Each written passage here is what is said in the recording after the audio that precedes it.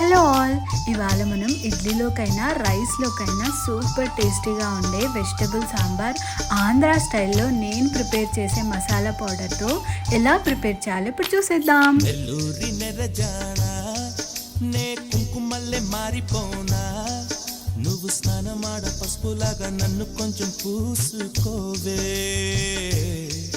నీ అందలకు మువ్వలాగా నన్ను కొంచెం మార్చుకోవే.